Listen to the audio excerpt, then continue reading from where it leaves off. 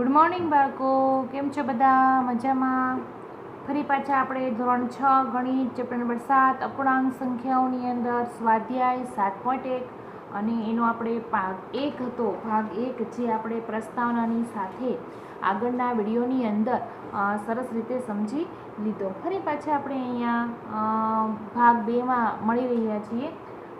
ત્યારે સમય ન લઈએ અને દાખલામાં જઈએ તો કે 8 કલાક દિવસનો કેટલામો ભાગ છે. મેં ત્યારે સમજાવ્યું હતું કે જે કુલ ભાગ હશે એ છેદમાં હશે અને જે ભાગ આપણા લેવાના છે એમાં ઉપર અંશમાં આપણે લખશું. હવે 8 કલાક દિવસનો કેટલામો ભાગ છે તો તમને બધાને ખબર છે કે ભાઈ એક દિવસ છે. આપણે કલાકની વાત કરીએ તો કે એક દિવસમાં કેટલા કલાક હોય આપણી પાસે? તો કે 24 કલાક હોય. કેટલા કલાક હોય? 24 કલાક. તો મેં તમને પહેલાં કીધું કે જે મેઇન ભાગ હોય એ ક્યાં લખવાના છે? છેદમાં. અહીંયા કીધું કેટલામાં કીધું તો કે 8 કલાક. તો 8 ક્યાં આવશે? ઉપર. બરાબર. તો અહીંયા છેદ ઉડાડીએ. 8 તેરી 24, 8 કેન્સલ, 8 કેન્સલ, ઉપર કોઈ ન હોય એટલે 1 અને છેદમાં કેટલામાં આવશે? 3 મો ભાગ છે. બરાબર. 40 મિનિટ એ કલાકનો કેટલામો ભાગ છે? તો બસ સેમ ટુ સેમ આ જ પ્રોસેસ. મિનિટની વાત કીધી છે અને કલાકનું કીધું છે. તો કે 1 કલાકમાં કેટલી મિનિટ હોય? તો કે આપણી પાસે કુલ 60 મિનિટ હોય. જે કુલ છે ક્યાં લખશું આપણે? તો કે છેદમાં. અને કેટલી કીધી? તો કે 40. હવે એનો છેદ ઉડાડ્યો, શૂન્ય ગયું, શૂન્ય ગયું. અહીંયા લખીએ 2 દુ 4, અહીંયા લખીએ 2 તેરીને 6, 2 કેન્સલ, 2 કેન્સલ, ઉપર આવ્યા 2, છેદમાં આવ્યા 3 મો ભાગ છે. બરાબર. દાખલા નંબર 6 ની અંદર જોશું તો 6 ની રકમ છે એ થોડીક મોટી છે. તો 6 ની રકમ આપણે પુસ્તકની અંદર વાંચશું. તો પુસ્તકમાં રકમ એવું કંઈક કીધું છે છઠ્ઠા દાખલામાં કે આર્યા, અભિમન્યુ અને વિવેક ત્રણ વ્યક્તિ છે ભોજનના ભાગ પાડે છે. આર્યા પાસે 2 સેન્ડવિચ લઈ આવે છે અને એક શાકભાજીની અને બીજી જામની બનેલી છે. બીજા 2 છોકરાઓ તેને ભોજન ભૂલી ગયા. તે રીતે આર્યા તેની સેન્ડવિચ આપવા માટે તૈયાર છે જેથી દરેક વ્યક્તિને સમાન સેન્ડવિચમાં ભાગ આવે. હવે તમને ખબર છે કે ભાઈ સેન્ડવિચની કુલ સંખ્યા કેટલી છે? તો કે 2 જ છે. કેમ કે આર્યા એક જ લાવી છે. જ્યારે બીજા 2 છોકરા છે એ શું થઈ ગયા છે? ભૂલી ગયા છે ને. તો 2 સેન્ડવિચ છે અને વ્યક્તિ કેટલા છે આપણી પાસે? તો કે 3 છે. આર્યા, અભિમન્યુ અને વિવેક. હવે પેલું છે આર્યા તેની સેન્ડવિચ કેવી રીતે વહેંચશે જેથી બધાને એક સમાન ભાગ મળે. એટલે કે જે આર્યા છે એને સેન્ડવિચ વેચવાનું કામ કરવાનું છે. તો કે સેન્ડવિચ છે એ વેચવાનું કામ કરવાનું છે. તો આપણે લખશું. પહેલો પ્રશ્ન એવું કીધું છે કે ભાઈ આર્યા કુલ કેટલી સેન્ડવિચ એ જ લખશું. કુલ સેન્ડવિચ 2. બરાબર. 2 સેન્ડવિચ છે અને કેટલા છોકરા વચ્ચે વેચવાની છે? તો કે 3 છોકરાઓ વચ્ચે. કુલ કેટલા છોકરા છે? 3 છોકરા. એટલે કે 2 સેન્ડવિચના 3 ભાગ કરી અને દરેકને શું કરશે? 2 ભાગ આપશે. આમ દરેક છોકરાને કુલ કેટલા છોકરા છે? તો કે 3 અને કુલ સેન્ડવિચ આપણી પાસે તો કે 2. બરાબર. તો કુલ 3 અને 2 હતી એટલે 2ના છેદમાં ત્રીજો ભાગ મળશે. આગળ જોઈએ. એમાં બી ભાગ એવું કીધું છે કે દરેક છોકરાને સેન્ડવિચનો કેટલોમો ભાગ મળશે. એટલે કે દરેક છોકરાઓ છે એને સેન્ડવિચનો કેટલામો ભાગ મળશે? તો કે ભાઈ દરેક છોકરો પર્સનલ લઈએ તો કે કુલ કેટલા હતા? 3 અને 1 તો 1ના છેદમાં 3 ભાગ મળશે. બરાબર. આગળ જોઈએ. દાખલા નંબર 7 ની અંદર કે કંચન કપડાને ડાય કરે છે. તે 30 કપડાને ડાય કરે છે. તેણે 20 કપડાને ડાય કરી લીધી હતી. તો તેણે કેટલામાં ભાગના કપડાને ડાય કરી લીધી છે? તો હવે તમને બધાને ખબર છે કે કુલ કપડા બરાબર. કુલ કપડા કેટલા છે? તો કે 30 છે ને. 30 છે અને ડાય કરેલા ચલો ડાય કરેલા કપડા તો કે 20 છે. તો મેં હમણાં જ કીધું છે જે કુલ છે ક્યાં લખવાનું? છેદમાં. અને ઉપર પણ લખવાનું છે. એટલે આપણને આપ્યા છે 20. શૂન્ય કેન્સલ, શૂન્ય કેન્સલ, જવાબ મને મળ્યો 2ના છેદમાં 3. આગળ જોઈએ. 8 થી 12 સુધીની પ્રાકૃતિક સંખ્યાઓ લખો અને તેમાંના કેટલામાં ભાગની અવિભાજ્ય સંખ્યાઓ છે એ લખવાની કીધી છે. પહેલાં તો 2 થી 12 સુધીની પ્રાકૃતિક 2, 3, 4, 5, 6 7 8 9 10 બરાબર 12 સુધી 11 અને 12. હવે એની અંદર આપણે અવિભાજ્ય અહીં પ્રાકૃતિક સંખ્યા 2 થી 12 એટલે કે આપણે 11 બરાબર 11 સુધી લીધી. હવે એમાં કીધું તેમાંના કેટલામાં ભાગની અવિભાજ્ય સંખ્યાઓ છે. કુલ સંખ્યા જોઈ લઈએ 1 2 3 4 5 6 7 8 9 10 ને 11. કુલ સંખ્યા મને કેટલી મળી ગઈ? તો કે કુલ સંખ્યા 11 બરાબર. કુલ સંખ્યા મારી પાસે 11 છે.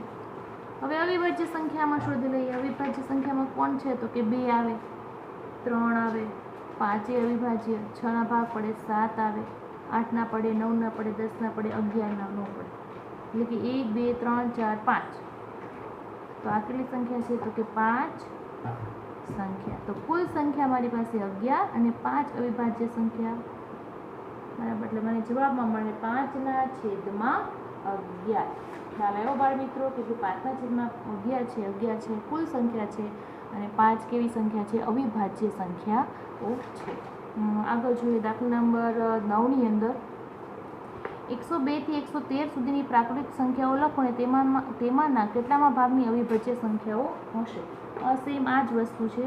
102 પછી 103 104 105 106 107 108 109 110 111 112 અને 113. કુલ સંખ્યા 1 2 3 4 5 6 7 8 9 10 11 ને 12. કુલ સંખ્યા મને મળી ગઈ 12. હવે એમાંની શું કીધું છે? તો કે તેમાંના કેટલામાં ભાગની અવિભાજ્ય. ચલો નો ભાગ પડે એવા તો કે 103 નો ભાગ ન પડે બરાબર, 104 નો પડે, 105 હોય, 106 107 નો ન પડે, 108 પણ હોય, 109 નો પડે, 110 નો પડે, 111 લગભગ 111 10 ને 111 નો પડે અને 112 નો પડે અને છેલ્લે 113. 111 મારા ખ્યાલ મુજબ ક્યાંય નહીં આવતું હોય. તો 1 2 3 4 ને 5. તો મને સંખ્યા મળી 5. તો કુલ કેટલા છે? તો કે 12 અને એમાં અવિભાજ્ય સંખ્યા તો કે 5. તો મને જવાબમાં મળ્યું 5/12. કેટલા મળ્યા? 5/12. 7 એક જ મિનિટ 111 નો ડાઉટ છે. 7 1 7 3 ને 4 41 9 7 3 વડે જોઈએ 3 તેરી ને 9 ઓકે 7 તેરી થાય 111 ના ભાગ પડે બરાબર. એટલે આપણી પાસે કુલ સંખ્યા કેટલી મળી? મને 4. તો અહીંયા આપણને આવશે જવાબમાં 4. છેદ ઓળીએ 4 તેરી ને 12 4 કેન્સલ મને મળ્યા 1/3. ભાઈ પહેલાં મેં 111 લીધેલા હતા પણ 111 નહીં આવે. એનું કારણ એવું એ છે કે મને થોડુંક ડાઉટ હતો એટલે 111 ને મેં 3 વડે જોઈ લીધું. તો 3 તેરી ને 9 21 અને 3 સત્તા ને 37 તેરી 111 જવાબ મળે. એટલા માટે 111 છે એ વિભાજ્ય સંખ્યા છે. તો આપણે 1 2 3 ને 4 સંખ્યા લીધી, 4/12 લીધા, 4 તેરી 12, 4 કેન્સલ મને મળ્યા 1/3. દાખલા નંબર 10 આપેલા વર્તુળ જેમાં x છે, આ x છે ને 8 વર્તુળ આપ્યા છે 1 2 3 4 5 6 7 8 પણ આ વર્તુળમાં x છે એટલે કે ખોટું છે. એનો અપૂર્ણાંક શું થાય? તો 1 2 3 4 5 6 7 8. કુલ સંખ્યા તો કે 8 અને ચોકડી મારી છે સંખ્યા તો કે 4. આને કેન્સલ કરીએ 4 દુ 8 2 4 ગયા 4 ગયા ઉપર કોઈ નો એટલે 1 અને છેદમાં આવ્યા 2. તો મને જવાબ મળ્યો 1/2. આગળ જોશું તો કે દાખલા નંબર 11 જોઈએ. ક્રિસ્ટીનને તેના જન્મદિવસ પર સીડી પ્લેયર મળ્યું બરાબર. તેણીએ 3 સીડી ખરીદી હતી અને બીજી ભેટમાં મળી એટલે કે 3 ખરીદી અને 5 ભેટમાં મળી. એના દ્વારા ખરીદી કરેલી સીડીની સંખ્યા અને ભેટમાં મળેલી સીડીની સંખ્યા કુલ સીડીની સંખ્યાનો કયો અપૂર્ણાંક ભાગ હશે? એટલે કે સીડીની સંખ્યા અને જે ખરીદેલી સંખ્યા અને બીજી ભેટમાં. હવે એ ખરીદી કરેલ સીડીની સંખ્યા અને ભેટમાં મળેલ સીડીની સંખ્યાની કુલ સીડીની સંખ્યાનો કયો અપૂર્ણાંક ભાગ છે? તો આપણે લખશું. શું લખશું? તો લખીએ ખરીદી કરેલી સીડી, ચલો ખરીદી કેટલી સીડી કરી હતી તો કે 3 કરી હતી. ચલો ભેટમાં આવેલી સીડી કેટલી તો કે 5. તો કુલ કેટલી તો કે 8. તો કુલ કેટલી મને મળી ગઈ 8. હવે એને ખરીદી ઉપરનો અપૂર્ણાંક માંગ્યો છે અને મળેલ ઉપર અપૂર્ણાંક બંને ઉપર માંગ્યો છે. તો પહેલા લખશું આપણે ખરીદેલ સીડીનો અપૂર્ણાંક. ચલો કુલ કેટલા છે તો કે 8 અને ખરીદી કેટલી તો કે 3 એટલે 3/8. બીજું શું પૂછ્યું હતું કે ભેટ આપેલી સીડીનો અપૂર્ણાંક. તો કુલ કેટલા તો કે 8 અને ભેટમાં કેટલી આવી હતી તો કે 5/8 છે ને, ઇઝી એકદમ. તો આવી રીતે બાળ મિત્રો તમારે તમારા પાકી બુકમાં આ સ્વાધ્યાયને પણ વ્યવસ્થિત કમ્પ્લીટ કરી અને લખી કાઢવાનું છે. નેક્સ્ટ વિડીયો અને નોંધ માટે આવજો.